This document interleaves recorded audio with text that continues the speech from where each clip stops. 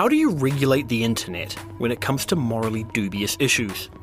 Who makes the rules on drawing the line between, say, illegal or violent pornography and work that some think has artistic value but others see as objectionable? Well, there's no World Wide Web censor, but there's been a recent wave of moralistic groups making aggressive moves to get material banned or restricted. And their success often generates serious, unintended consequences. This podcast will address adult topics. Why should the gaming industry be a law unto itself?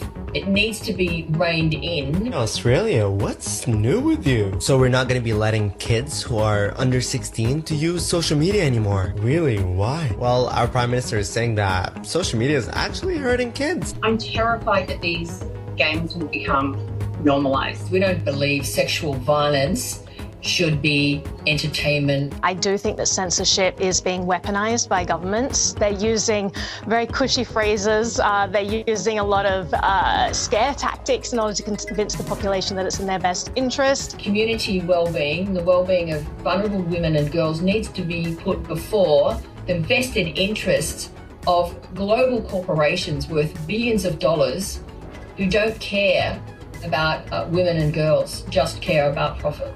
But often, lawmakers and people lobbying for change don't understand the intricacies of digital technology, and so even the best of intentions can backfire badly. Like in the UK, where a new bill calls for potentially dangerous age verification methods to stop kids from accessing adult content. The immediate public reaction has been a massive surge in the use of VPNs. Google searches for how to get around age verification have spiked by over 450,000%, and is VPN legal in the UK by 380,000%, showing that the law is not protecting children, but rather pushing them into unregulated corners of the internet, creating even greater privacy risks. Closer to home, a conservative Australian group called Collective Shout has been the driving force behind a massive wave of censorship on the world's biggest video game retailer, Steam. It's also caught up tiny game retailers like itch.io. The group's method? Going after the money. Collective Shout launched an open letter on July 14th claiming that these online marketplaces were platforming games that feature harmful content like rape, sexual violence, and incest. Game developers have been pushing back, arguing that many of the games caught up in the storm have sexual content but are not pornographic, and that these removals disproportionately affect LGBTQ and marginalized creators. I'm Connor McClay, and today on The Detail, online safety versus the right to privacy and overreach. Dr. Simon McCallum is a computer science and gaming expert and senior lecturer at Victoria University. I've been teaching game development for the last 20 years. So I started the first game courses in New Zealand back 20 years ago and created the New Zealand Game Developers Conference and have been connected with the game industry for a long time. I work commercially as a game developer in Norway and have been teaching in Norway, and came back to Vic and teach a game development degree at Victoria University, Te Heranga Waka. Along with collaborating with our design degree that also does a game design major. Also been involved in the whole discussion on games and violence, and I've got currently a contract from the DPMC, the Department for Prime Minister and Cabinet. And so I've got a contract with DPMC to look at extremism and the pathways to extremism and what might be happening on that kind of extreme end of game communities, because game developers want to make sure that everybody is welcome in their communities. So I'm interested in both the how games can really help people and can solve a lot of problems in society, as well as looking at where does that power end up making people's lives worse. So I look at both sides. Yeah, I was going to say, you seem like you're all over the spectrum. So games as a benefit and games as potential harm. Yeah, I think you have to look at both. I think you have to be willing to say that if you believe that games can help people learn things, you also have to be willing to accept that they might learn the wrong things. And so it's not that it's a game that's the problem, it's potentially the type of game that might be the issue. Well, nice to meet you, Simon. Let's start with the payment processor situation. it looks like, on the surface, just as a casual observer, Visa, MasterCard, and other payment processor entities are exercising a power of censorship on game platforms out of nowhere. What was the impetus for all this? Well, it's part of a years-long trend of people who are concerned, and with some valid concerns about inappropriate child pornography, violence, rape scenes, those kind of really traumatizing activities being depicted in various types of media. And so there's groups that form concerned citizens. So Collective Shout is the one that's linked to this current situation, where they, an Australian group, were very concerned about that far end of games. They also oppose all forms of pornography and all forms of adult content because they believe all of that is problematic. But they looked at the illegal child pornography and rape and violence and said, okay, well, how do we get this content removed? And so what they did is starting putting pressure on the payment providers, because they basically did the whole, well, how does this content get funded? Where's the money? And so they went to the payment providers and started putting political pressure on them and PR pressure to say, hey, you are not following your rules around payment, because MasterCard and Visa both have rules against buying illegal content or buying illegal merchandise using their payment systems. So Visa and MasterCard appears to have then put pressure, potentially through third parties, onto Steam and game sites. And in response to threats of having their payment systems removed and large fines, Steam and itch suddenly, in less than a week from when the open letters came out from Collective Shout, took down large amounts of content. Steam took down hundreds of games. Itch seemed to have taken down tens of thousands of games, including anything that appeared to be not safe for work. And certainly even in New Zealand, that meant that we had a successful game developer who had adult-themed content, and they woke up in the morning and suddenly their income was zeroed because they were getting no Steam income at all. And it also hit through itch a bunch of LGBTQ+, so the queer content was also listed as not safe for work, and so a bunch of that got immediately removed. Even though none of that was illegal, it was just too risky for itch to keep it up when they're being threatened by MasterCard and Visa. How did this connect happen between... Because obviously if they just went after the illegal content, how did all this perfectly legal content, and some not even particularly risque content, just content with gay or lesbian or trans characters, end up caught in the crossfire? It's because of basically the concern of a bad apple in the bag, right? So they're looking at it and saying, well, all of this not safe for work content, because, if you have some lesbian, gay-themed, risque, text-based adventure games, if it had a label of not safe for work, then it was immediately captured in the, we can't take the risk of getting a $200,000 fine. And MasterCard has a clause saying, if it's lewd content and MasterCard uses the no artistic value as defined by MasterCard, then they can fine you and remove you as a merchant.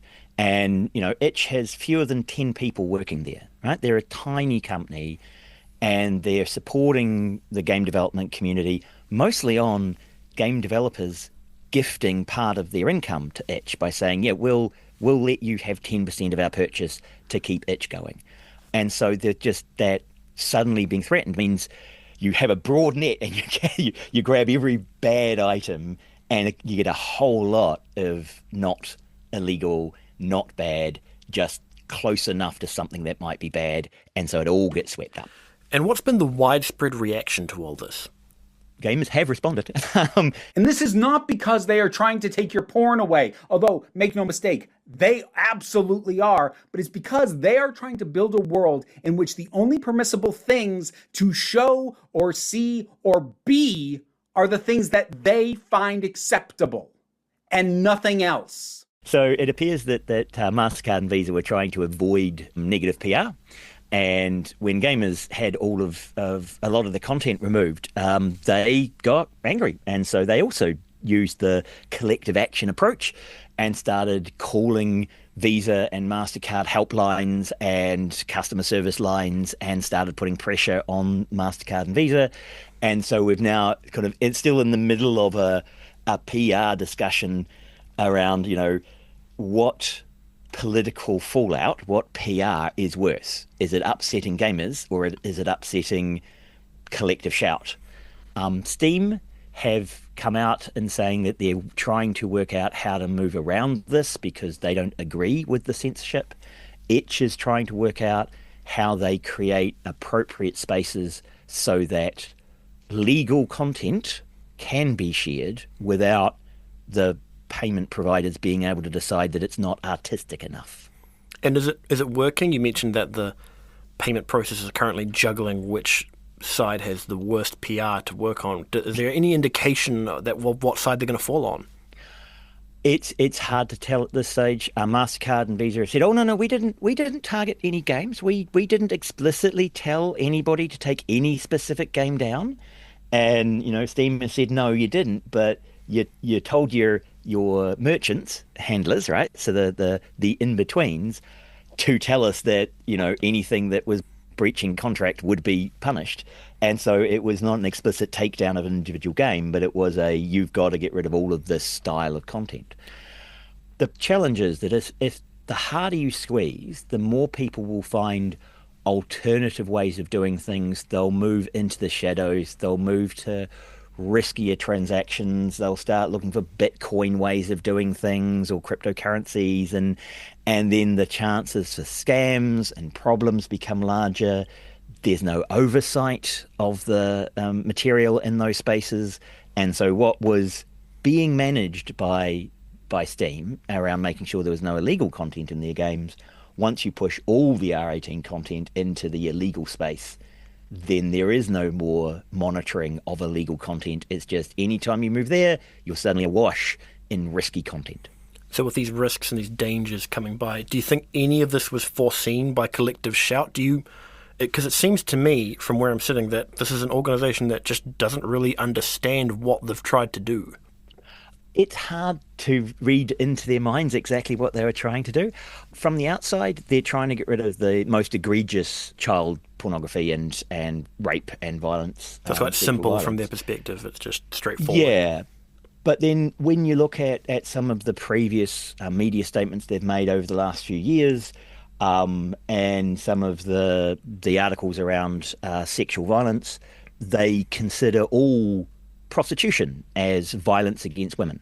So they define prostitution as a violent act, and so all of that needs to be taken down because that's violence against women. They define, and through the UN Special Rapporteur, they defined pornography as filming prostitution, was the definition they used for pornographic content. And so by definition, pornography is violence against women. And it's kind of, well, okay, so if what you mean by violent content against women means any kind of filmed sexual acts, then you're using a different definition than the rest of us. And I think within what they're saying, they believe they're trying to help. They believe that they're trying to make the world a better place. And I think they believe the world's a better place if there was no prostitution, no pornography, no adult content, and if people just played fewer games and, went out and did sports or, played music. So I think they're trying to make things better, but I think their view of the world isn't necessarily the same view that the rest of us have. Collective shout and the situation with payment processors generates a lot of noise, particularly in this part of the world, with the issues happening just across the Tasman. But on the other side of the planet, something with far wider implications is taking place, with a law about to come into force in the UK and the world paying attention. How to keep children safe online. A question of policy, but one of politics too. After Reform UK leader Nigel Farage said he would repeal new online safety rules because of concerns about free speech. This cabinet minister hitting back on Sky News with this extraordinary accusation. If people like Jimmy Savile were alive today, he'd be perpetrating his crimes online. And Nigel Farage is saying that he's on their side. I'm sorry. Not the side of children who are... I'm going to ask you to clarify. Do you honestly think to say Nigel Farage is on Jimmy Savile's side? When it comes to online activity, we have seen unfettered access of adults to children via social media. So the UK has passed a law requiring that sites are now responsible for the adult content on their site and responsible for making sure that underage people can't access it. How did this come to be? Who proposed this? This has come through Parliament. It's been a pressure campaign again. That is, again, social conservatism saying, hey, we need to protect young people from inappropriate content, which is a perfectly reasonable thing to be worried about. And again, this was external pressure from a social awareness group, not from within the UK government? It does appear to be, yes, external social conservative pressure group pushing on the UK government to bring in this kind of legislation, though that's, of course, throughout all of Europe. The European Union is also looking at potential age verification activities. So this is seen as a we have to protect the children kind of movement. And in theory, age verification would be great if you had a safe way of verifying your age. But the challenge here, and the devil is in the detail, because if you're going to an R18 site, do you want to share your personally identifiable information with that site? There had been suggestions of using the camera to verify people. And it's I'm not sure I want you to turn on your camera and look at my 14-year-old to verify they're a 14-year-old and record their face. This is not something that all parents are comfortable with. And it's if you're age verifying for R13 content, R16 content, and R18 content, then how do you manage that? So they're asking people to out themselves online, to dox themselves, to give their identities away. I mean, surely this could be taken advantage of by malicious actors. Oh, huge danger of it being taken advantage of. And the thing is, if you have to age verify before you get into the site, you might not even be getting into a site that has R18 content. They can just put the barrier up, collect your private information, and then take you to a Disney site, and there's nothing there. And it's kind of, well, we've got your private data now. That's all we wanted. And so, there's huge risk there.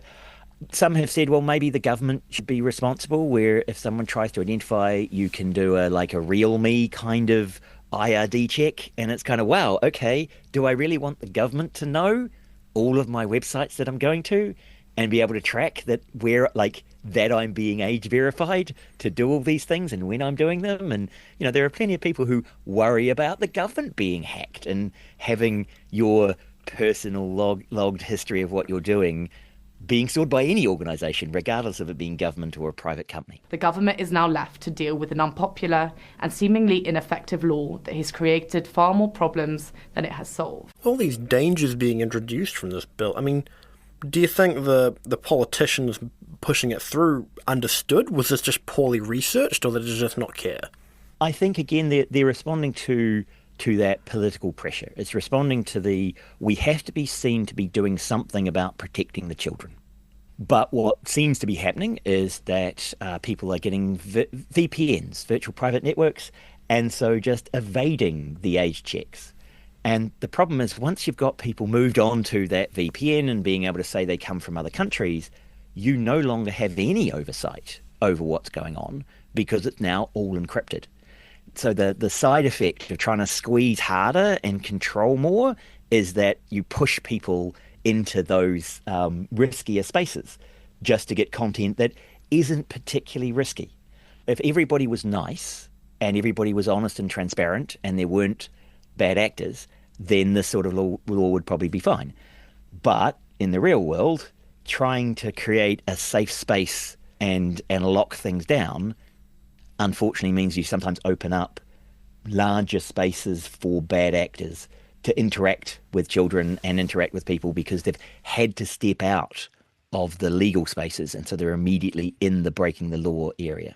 Simon says such laws are also likely to have a dampening effect on game developers. I think game companies some of them will be scared off making, challenging, interesting, emotionally significant content because it might fall foul of the payment systems or of the UK government.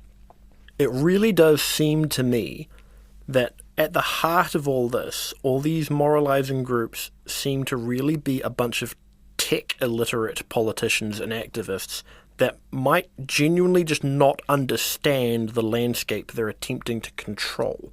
Would you say that is part of the driving force between what's happening here?